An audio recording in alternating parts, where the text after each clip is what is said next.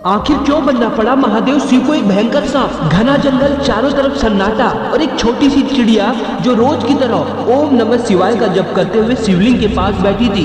वह कोई साधारण चिड़िया नहीं थी, महादेव की अनन्य भक्त थी। हर सुबह सूरज की पहली किरण से पहले वह दूर नदी से अपनी चोंच में भरकर जल लाती और शिवलिंग पर अर्पित करती। न कोई स्वार्थ, न कोई डर, सिर्फ सच्ची भक्ति।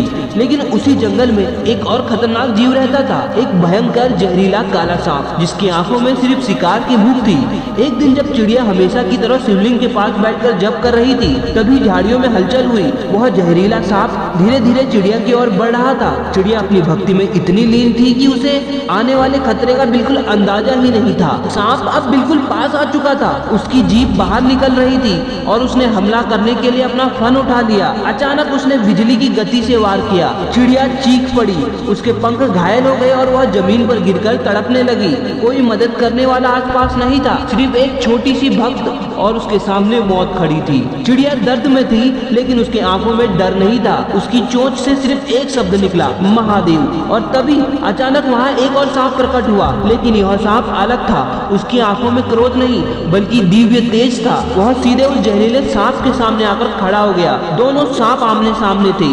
जहरीला सांप फुफकारा और उसने नए सांप पर हमला कर दिया। लेकिन जैसे ही उसने हमला किया, नया सांप बिजली की तरह हिला और उसने उस जहरीले सांप को पीछे धकेल दिया। यह कोई साधारण सांप नहीं था कि हर हरकत में दिव्यता थी। कुछ ही पलों में जहरीला सांप डर गया और धीरे धीरे पीछे हटने लगा और फिर जंगल के अंधेरे में गायब हो गया।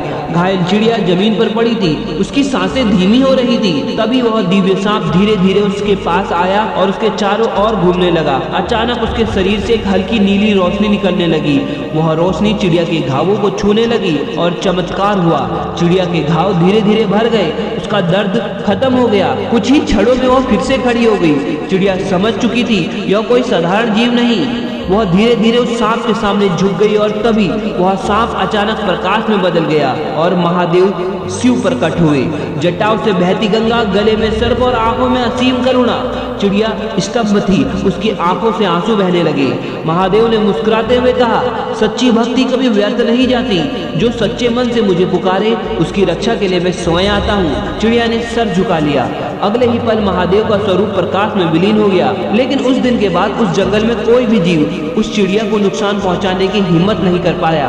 दोस्तों, महादेव अपने भक्तों की रक्षा के लिए किसी न किसी रूप में जरूर आते हैं। सच्चे दिल से कमेंट बॉक्स में हर हर महादेव जरूर लिखें।